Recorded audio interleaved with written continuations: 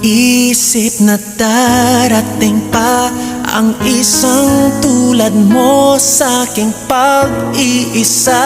At ngayon buhay ko ay nagbago. Ito'y dahil sa'yo. At nasabi kong di na iibig pa, ngunit di magawa nung makita ka na. At muli nadama ang pag-ibig sa aking puso'y ikaw na. Ikaw pala ang